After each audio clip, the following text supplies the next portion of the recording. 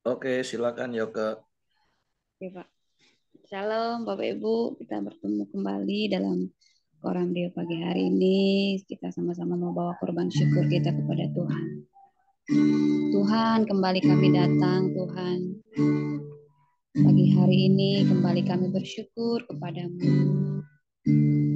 Kami bangun dengan sehat dalam penyertaan-Mu, Tuhan. Terima kasih.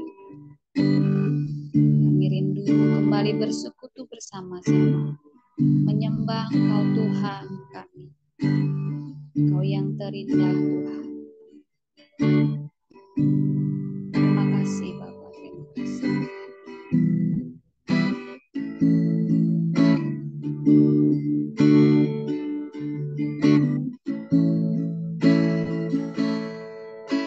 Engkau yang terindah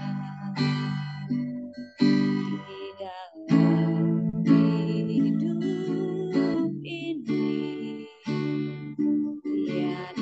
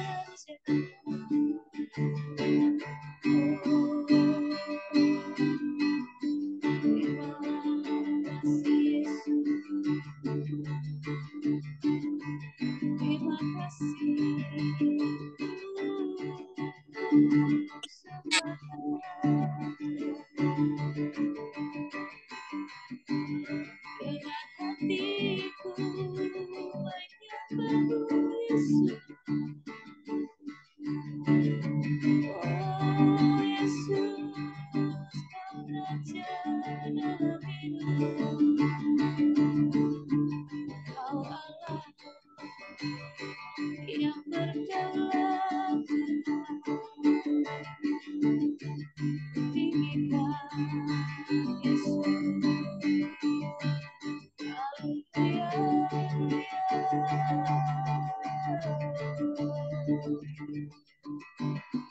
Terima kasih Yesus.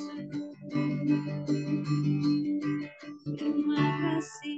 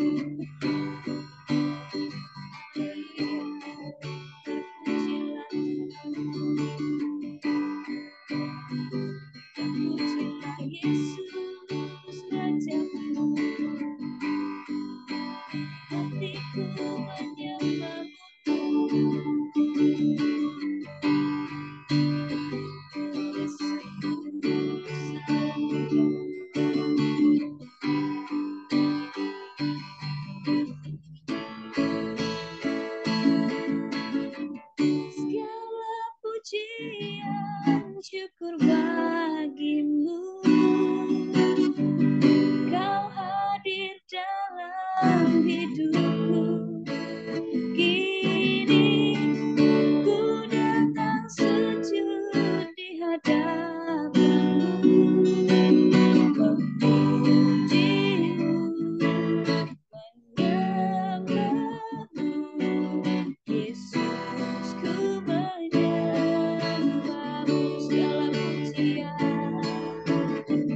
Segala pujian syukur bagimu, kau hadir dalam hidupku. Kini ku datang sujud di hadapanmu, memujimu,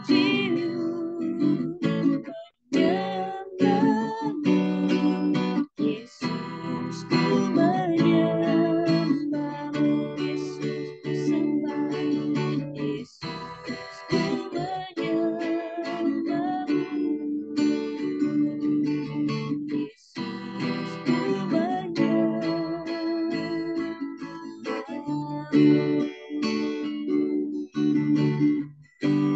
Kami bersyukur Tuhan Engkau hadir dalam hidup kami. Kami bersyukur Tuhan Engkau layakkan kami boleh berjumpa dengan Engkau, menikmati hadirat-Mu Tuhan, berhadapan muka dengan Engkau Tuhan Yesus. Terima kasih buat anugerah-Mu. Kami menikmati hadirat-Mu Tuhan. Terima kasih Yesus. Terima kasih Tuhan. Sebentar Tuhan kami mau dengar firman-Mu. Berkati hamba-Mu yang akan menyampaikannya. Biar semua berasal daripada-Mu. Kami siap dengar firman-Mu pagi hari ini. Bicaralah Tuhan. Di dalam nama Yesus kami berdoa. Amin. Oke, silakan Ko Aheng.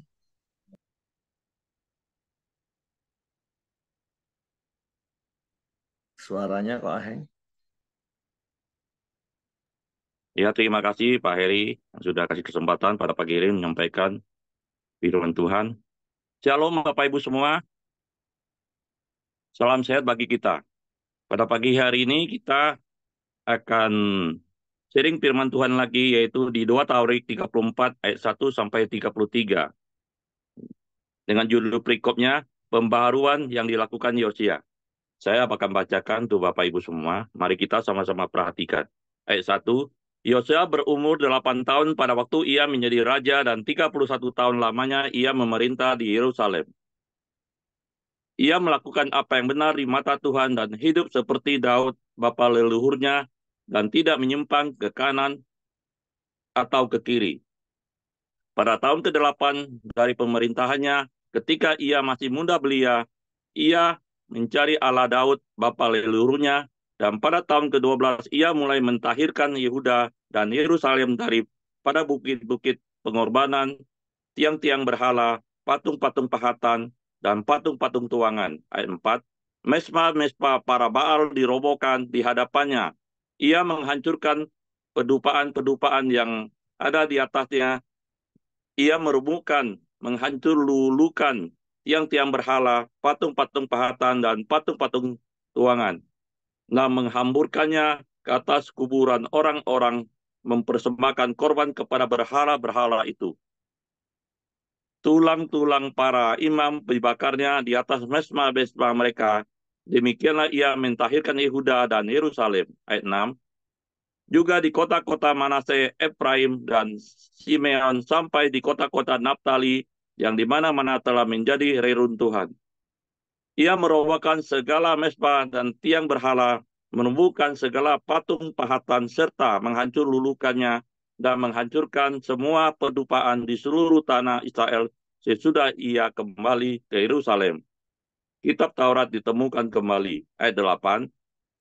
Pada tahun ke-18 dari pemerintahannya, setelah selesai mentahirkan negeri dari rumah Tuhan, ia menyuruh Safan bin Azalia dan Maaseah, penguasa kota, serta Yoab bin Yoahas, bendahara negara, untuk memperbaiki rumah Tuhan Allahnya.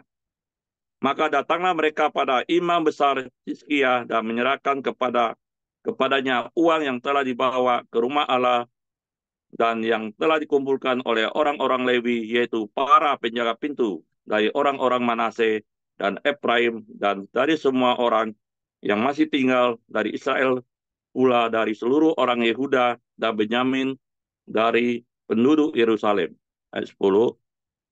Uang itu diberikan mereka ke tangan para pekerja yang diangkat untuk mengawasi rumah Tuhan, dan mereka itu yang bekerja dalam rumah Tuhan mengeluarkannya dan untuk membetulkan dan memperbaiki rumah itu.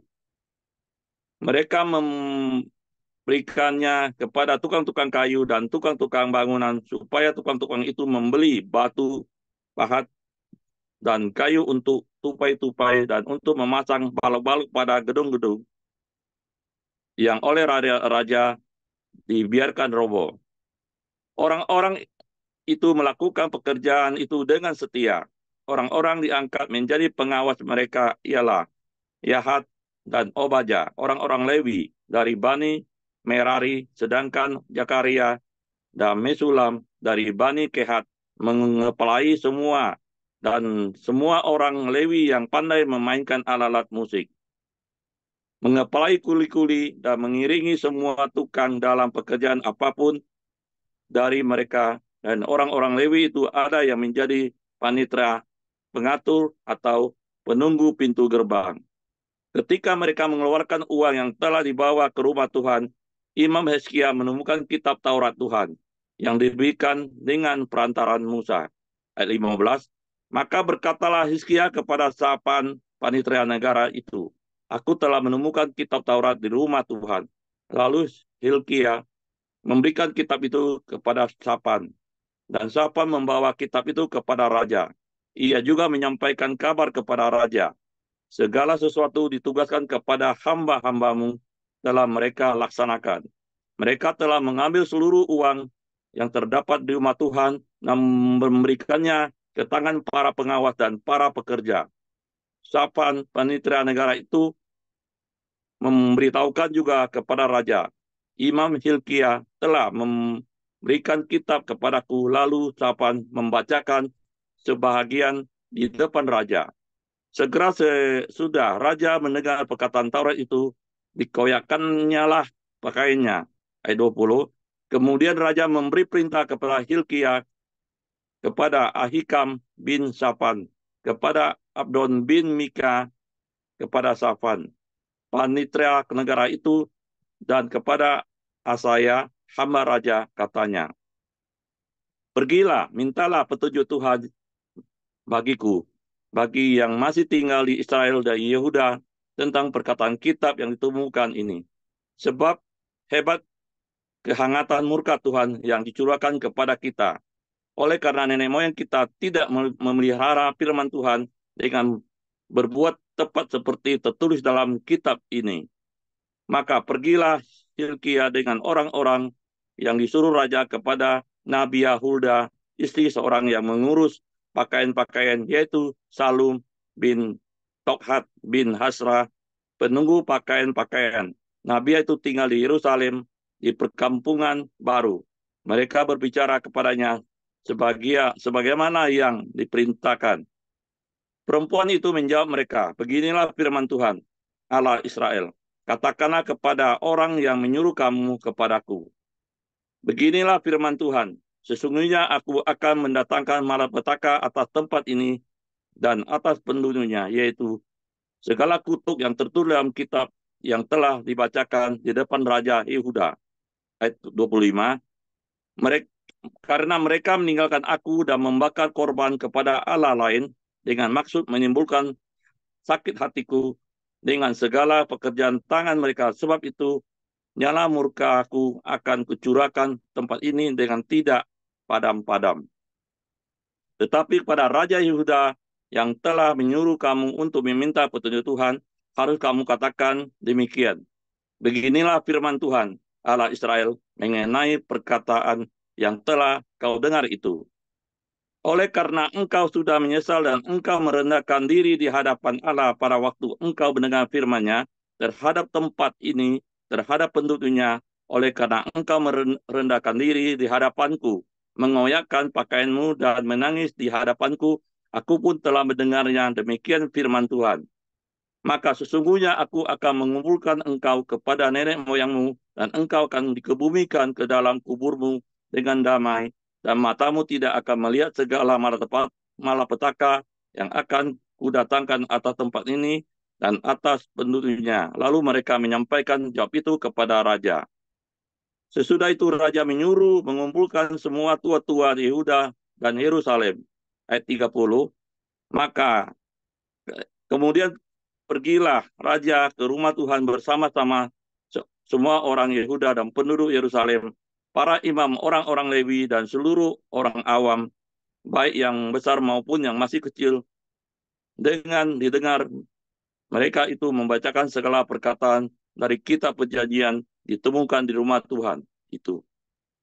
Sesudah itu berdirilah raja pada tempatnya dan diikatnya perjanjian di hadapan Tuhan untuk hidup dengan mengikuti Tuhan dan tetap menuruti perintah-perintahnya, peraturan-peraturannya, dan ketetapan-ketetapannya dengan segenap hatinya, dengan segenap jiwanya, untuk melakukan perkataan perjanjian yang tertulis dalam kitab itu. Ia menyuruh semua orang yang berada di Yerusalem dan Benyamin ikut serta dalam perjanjian itu, dan penduduk Yerusalem membuat menurut perjanjian Allah, yakni Allah nenek moyang mereka. Ayat terakhir, ayat 33. Yosia menjauhkan segala dewa kekejian dari semua daerah orang Israel dan menyuruh semua orang yang ada Israel beribadah kepada Tuhan Allah mereka. Maka sepanjang hidup Yosia, mereka tidak menyimpang mengikuti Allah nenek moyang mereka. Demikian firman Tuhan pada pagi hari ini.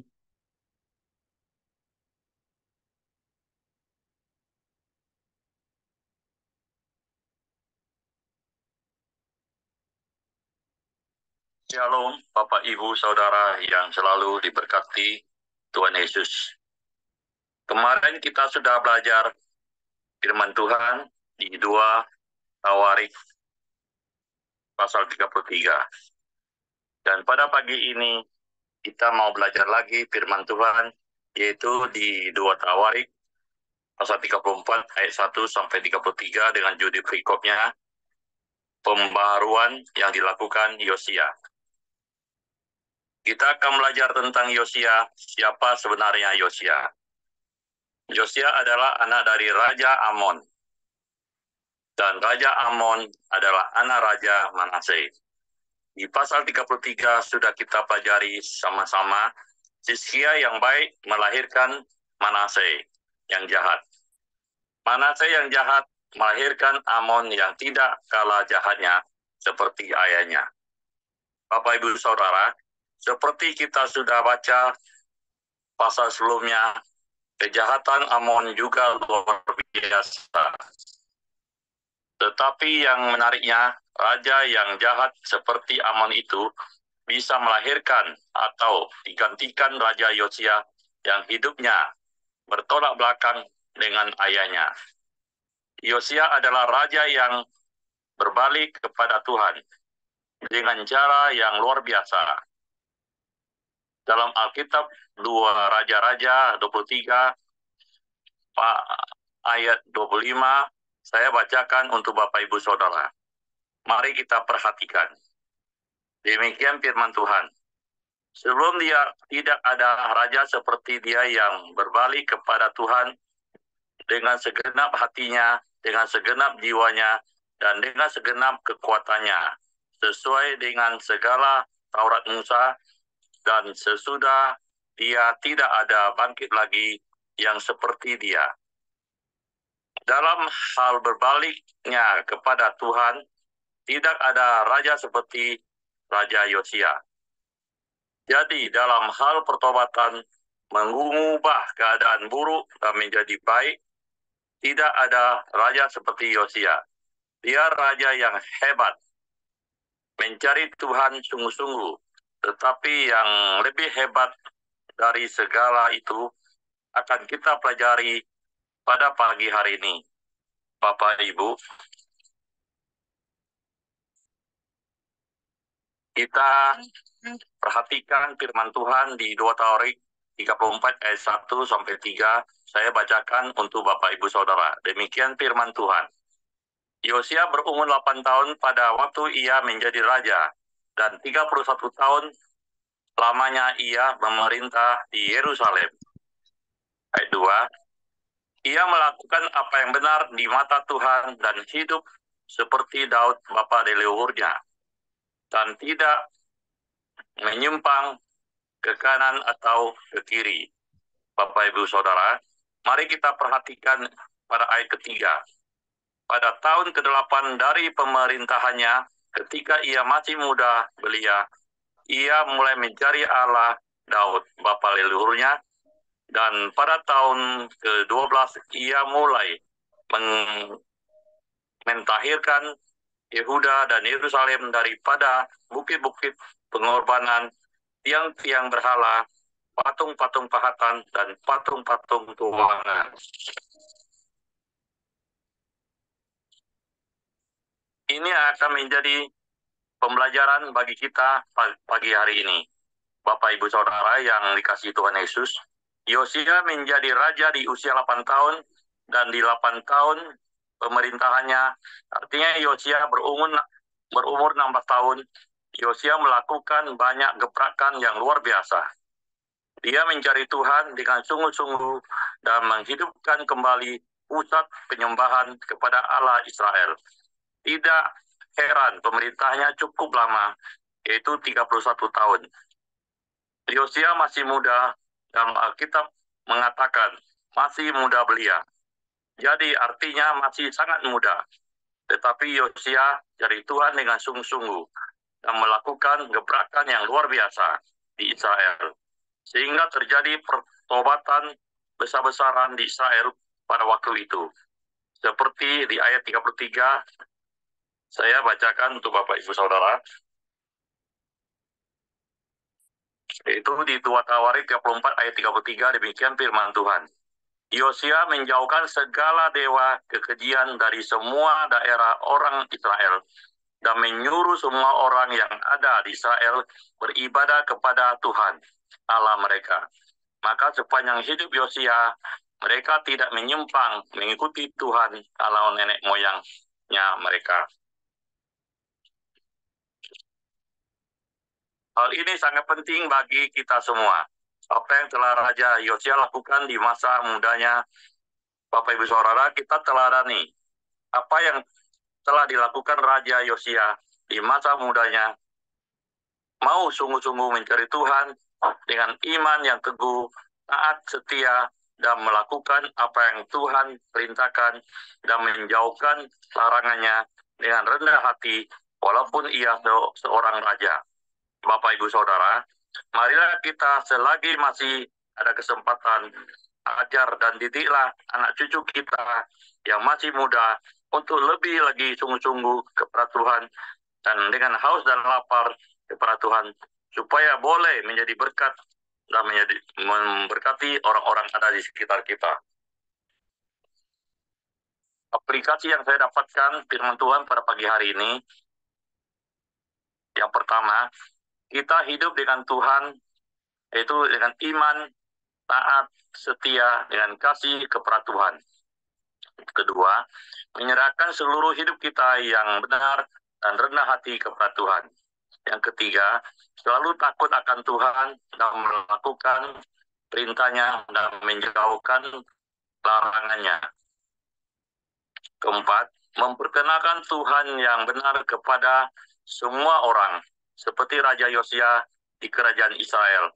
Raja Yosia boleh mencapai finishing well di masa kerajaannya dan boleh menjadi teladan bagi kita semua. Selanjutnya saya serahkan kepada Bapak Heri untuk menambahkannya. Demikian firman Tuhan. Tuhan Yesus selalu memberkati kita semua. Amin. Oke, terima kasih untuk Ko Aheng buat sharing firman Tuhan pagi hari ini. Jadi ada kebenaran firman Tuhan yang tentu kita mau praktek sebagaimana apa yang sudah disampaikan oleh Ko Aheng. Ada 4 poin tadi. Tapi memang kata kuncinya adalah seperti di ayat yang ketiga, untuk mencari Tuhan dengan sepenuh hatinya.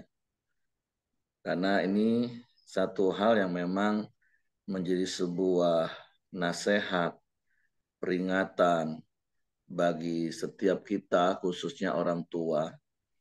Firman Tuhan mengingatkan kita untuk mendidik anak-anak kita itu sejak masa muda. Itu bagian kita. Tentu dari ayat-ayat yang kita baca ya itu menjadi hal pribadi bagi Yosia untuk mencari Tuhan, menjadi sebuah keputusan penting dalam hidupnya sejak masa mudanya. Karena menjadi sebuah pergumulan, menjadi sesuatu yang perlu kita selidikin. Ya bersyukur kalau sampai hari ini kita sebagai orang tua kita boleh melihat anak-anak kita bertumbuh. Tapi ya seperti apa yang beberapa hari yang lalu waktu saya di Jogja, saya ketemu dengan anak-anak yang ada di Jogja. Dan ketika ada salah satu anak juga akhirnya berani mengungkapkan dengan terbuka. Walaupun beberapa waktu ini dia aktif ikut pelayanan, terlibat. Bahkan boleh dibilang dia menjadi motor dari apa yang sedang dikerjakan di Pelita. Tapi ketika dia terbuka dan berani, ternyata kalau ditanya apakah saya mengakui Yesus sebagai Tuhan, dia masih ragu dan dia masih menyatakan diri enggak. Karena masih ada begitu banyak pencarian yang dia mau temukan, kebingungan mengenai tentang Tuhan itu sendiri. Dan di lapangan, kenyataannya ya memang ada begitu banyak anak muda hari-hari ini udah nggak percaya Tuhan. Walaupun mereka masih beragama, bahkan yang seperti saya katakan tadi, mereka aktif dalam pelayanan. Nah itu satu keadaan yang tentu miris. Terkadang ada begitu banyak orang tua yang bisa lost, nggak menyadari keadaan yang sedang terjadi seperti ini. Nah, bagi Bapak Ibu yang ada pagi hari ini, boleh sesekali dicek hidup anaknya. Mungkin dia dari kecil dia beribadah. Dari kecil dia bertumbuh di gereja. Bahkan ketika dia besar, dia terlibat dalam pelayanan. Tapi ternyata secara pribadi dia belum mengalami perjumpaan dengan Tuhan. Dan sesungguhnya ya seperti kemarin kami ngobrol dengan Gideon di Komsel. Ternyata memang survei, ini hasil survei nih. Berarti kalau hasil survei kan memang ada kuesioner yang disampaikan kepada anak-anak muda. Dari 10 anak muda yang datang ke gereja, itu hanya 1 yang memang benar-benar dia ngerti dan mengalami perjumpaan dengan Tuhan. Yang keempat itu hanya karena disuruh orang tua atau karena dia lahir dari orang tua yang beragama Kristen. Yang keenam, dia hanya sekedar ikut-ikutan, hanya karena mencari teman atau dengan berbagai macam alasan yang lain. Nah, padahal kita tahu dari pembacaan ayat firman Tuhan ini, bahwa ketika kita maupun anak-anak kita memang secara pribadi mau mengenal Tuhan, terus mencari Tuhan yang notabene-nya kita orang tuanya sembah, yang notabene-nya kita orang tuanya layani, maka kita bisa melihat bagaimana hidup Yosia. Akhirnya di ayat 2 dikatakan dia hidup benar seperti Daud bapa leluhurnya. Bahkan tidak hanya berhenti sampai di situ, kemudian dia menemukan Taurat Tuhan, menemukan firman Tuhan, dan kemudian ketika dia membaca firman Tuhan, dia memiliki respon hati bertobat dan melakukan firman. Bahkan kemarin kami juga jumpai satu orang, dia cerita bagaimana pengalaman dia menjadi penginjil, dia menangkan banyak orang, usianya sekarang 87 tahun. Bahkan dia sempat masuk penjara gara-gara memberitakan Injil. Tapi di satu sisi ada satu kesedihan dalam pengharapan bahwa anak-anaknya juga masa bodoh dengan hal-hal rohani. Nah, ini juga menjadi sebuah peringatan bagi kami, menjadi peringatan bagi kita. Apakah kita orang tua yang sudah sungguh-sungguh mencari Tuhan, sungguh-sungguh melayani Tuhan, mengenal Tuhan. Nah, bagaimana dengan anak-anak kita? Apalagi di tengah-tengah tantangan dunia. Makanya kemarin kita ngobrol, ya inilah ya tantangan terbesar hari-hari ini terhadap generasi muda. Kalau 10 tahun yang lalu mungkin kita ngomong, wah Eropa sudah mulai tinggalkan Tuhan. Anak-anak mudanya udah mulai nggak cari Tuhan lagi. Mereka merasa semua sudah sanggup. Bahkan kemarin pun akhirnya Gideon juga ngomong, iya aku juga pernah mengalami masa-masa itu. Karena memang kenyataannya begitu anak-anak muda bertumbuh dengan seluruh fasilitas yang lengkap, dalam kondisi kenyamanan, tidak ada perjuangan, terus mereka merasa mereka pintar, mereka mampu, mereka bisa mengerjakan semua. Bahkan salah yang kembali kepada kisah yang saya katakan kemarin kepada Bapak yang umur 87 tahun, bahkan dia ngomong, mantunya yang orang Belanda ketika diajak doa, mengucap syukur kepada Tuhan. Setelah amin dia ngomong ini, loh, kok kalian mengucap syukurnya sama Tuhan? Harusnya mengucap syukur dengan aku dong, karena aku yang biaya hidup kalian semua.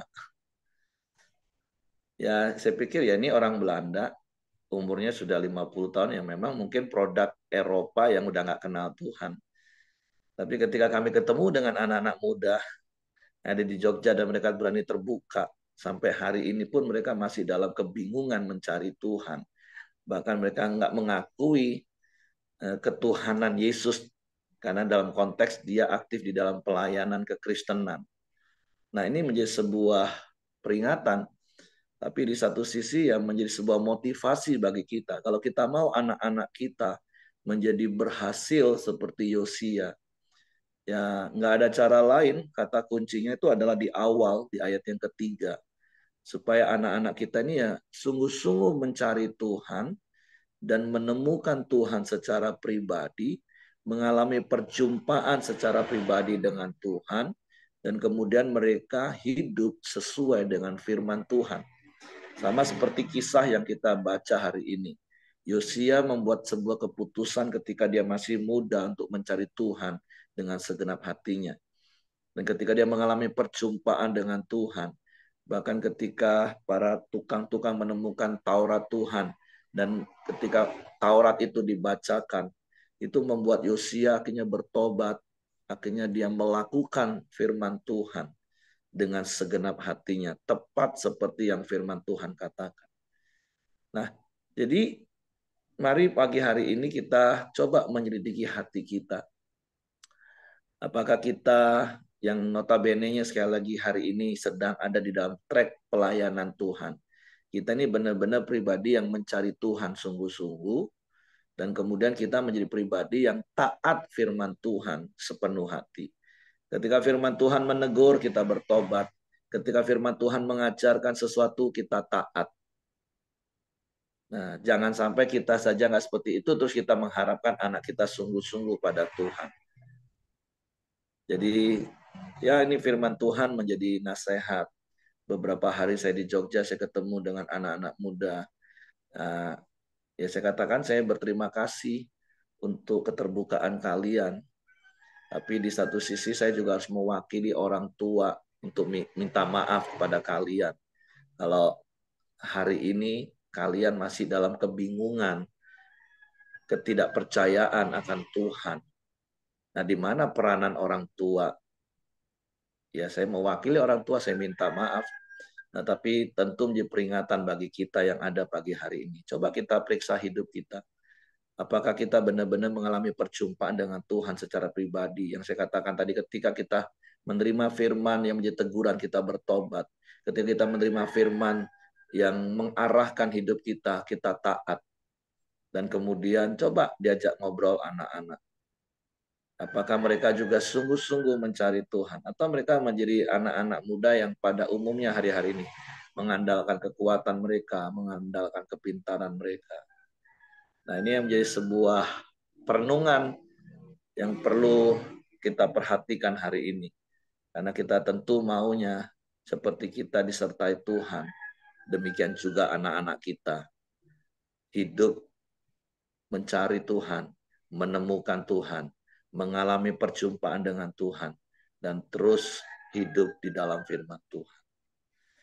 Oke, itu saja yang saya tambahkan dari sharing firman Tuhan pagi hari ini. Pak Simon mau tambahkan sesuatu?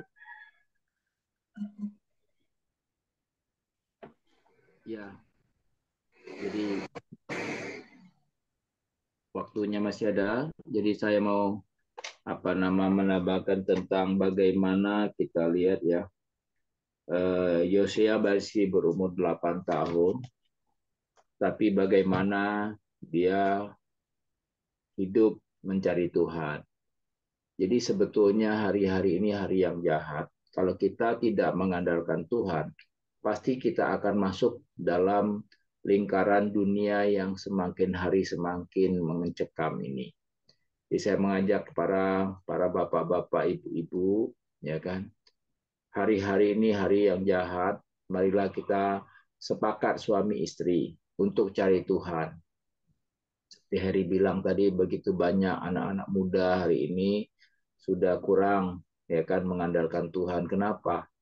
Mereka tidak melihat ya kan, tidak ada figur di rumah tangga mereka yang mereka bisa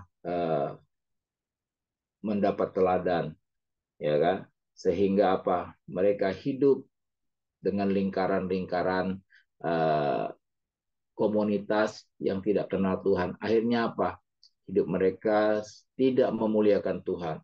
Dan kita sangat mengerikan ya, hari-hari kita lihat cara hidup anak-anak muda. Jadi sekarang ini ya pilihan kita lah sebagai orang tua, bagaimana ya kan. Semua kita pernah bikin salah, tapi cepatlah kembali kepada Tuhan supaya sebelum kita menutup mata, kita melihat anak-anak kita itu anak-anak yang takut akan Tuhan, dan hidup mereka juga diberkati seperti Tuhan memberkati kita. Demikian, itu saja, Her. Oke, terima kasih Ko Simon buat tambahannya. Jadi sekali lagi meneguhkan kita orang tua. Yuk, perhatikan hidup kita, jadi teladan bagi anak-anak kita dalam hal mencari Tuhan. Hidup sungguh-sungguh di dalam Tuhan. Supaya anak-anak kita juga mengalami perjumpaan secara pribadi dengan Tuhan. Bahkan sejak masa muda mereka. Oke, terima kasih. Saya kembalikan kepada Hengki. Ya, terima kasih Pak. Mari kita masuk dalam doa kita di pagi hari ini. Silakan Celidia. Nanti ditutup sama Ko Aheng. Bapak, kami mengucap syukur kepada Engkau ya Tuhan. Pagi hari ini kami bisa ikut Koram Deo bersama-sama. Semua karena kemurahan-Mu Tuhan. Kami sehati berdoa buat papanya Meli yang sakit darah tinggi dan sekarang dirawat di rumah sakit. Tuhan berikan kekuatan kepadanya. Tuhan sembuhkan di dalam nama Tuhan Yesus. Kami serahkan Papa Meli ke dalam tangan Tuhan Yesus. Bapak, kami sepakat berdoa bagi keselamatan generasi anak-anak muda. Tuhan luputkan dari berbagai tipu daya, kegelapan yang dapat menghancurkan masa depan mereka. Kami sepakat berdoa dalam pelbagai perbedaan dapat unity. Gereja Tuhan dengan rendah hati dalam kasih dan hidup dalam kebenaran. Kesatuan tubuh Kristus di tengah perbedaan. Kami juga sepakat berdoa buat Bapak Presiden dan Wakil Presiden, Bupati, Gubernur, dan Wali Kota yang tertinggi sampai RT dan RW. Tuhan berikan hikmat kepada mereka. Apapun keputusan yang mereka ambil, biarlah Tuhan campur tangan. Kuasa Tuhan, Roh Kudus. Kami juga berdoa Tuhan untuk keamanan bangsa Indonesia, agar pemerintah pusat atau daerah meningkatkan kewaspadaan sehubungan potensi gempa bumi, tsunami, erupsi gunung, api, dan banjir yang meningkat dibandingkan tahun-tahun sebelumnya. Tuhan berkati bangsa Indonesia. Tuhan pulihkan bangsa Indonesia. Indonesia penuh kemuliaan-Mu. Jangan sampai kami mencuri kemuliaan-Mu dalam nama Tuhan Yesus. Mari kita doa Bapa kami. Bapa kami yang di surga, dikuduskanlah nama-Mu, datanglah kerajaan-Mu, jadilah kehendak-Mu, di bumi seperti di surga. Berikanlah kami pada hari ini makanan kami yang secukupnya, dan ampunilah kami akan kesalahan kami, seperti kami juga mengampuni orang yang bersalah kepada kami. Dan janganlah membawa kami ke dalam pencobaan, tetapi lepaskanlah kami daripada yang jahat, karena Engkaulah yang mempunyai kerajaan dan kuasa dan kemuliaan sampai selama-lamanya. Amin. Bapa di surga, pada pagi hari ini kami ucap syukur dan terima kasih kepada Engkau ya Tuhan. Engkau selalu baik bagi kami semua ya Tuhan, sehingga Engkau telah bangunkan kami pagi-pagi ya Tuhan, mendengarkan sabda-Mu, mendengarkan firman-Mu ya Tuhan, supaya firman yang kami dengar boleh kami aplikasikan dalam setiap kehidupan kami ya Tuhan. Kami boleh menjadi contoh teladan bagi anak, cucu, menantu, dan seluruh keluarga kami ya Tuhan Yesus, supaya mereka juga ya Tuhan sungguh-sungguh percaya pada Engkau ya Tuhan. Urapi setiap kami dengan kuasa Roh Kudus-Mu ya Tuhan, supaya kami senantiasa boleh berkat bagi semua orang ya Tuhan. Terima kasih ya Tuhan atas penyertaan-Mu sepanjang hidup kami ya Tuhan. Kiranya damai sejahtera, kekuatan kesehatan yang melimpah-limpah yang datang dari Allah Bapa di surga dalam kuasa kebangkitan dalam anak yang Tuhan Yesus Kristus dan persekutuan manis sama Roh Kudus sudah dicurahkan bagi kita semua dari sekarang bahkan sampai selama-lamanya. Sampai Tuhan Yesus datang kedua kali. Hanya di dalam nama Tuhan Yesus kami doa ucap syukur pada Engkau. Haleluya. Amin. Oke, semangat pagi, selamat beraktivitas, Tuhan memberkati.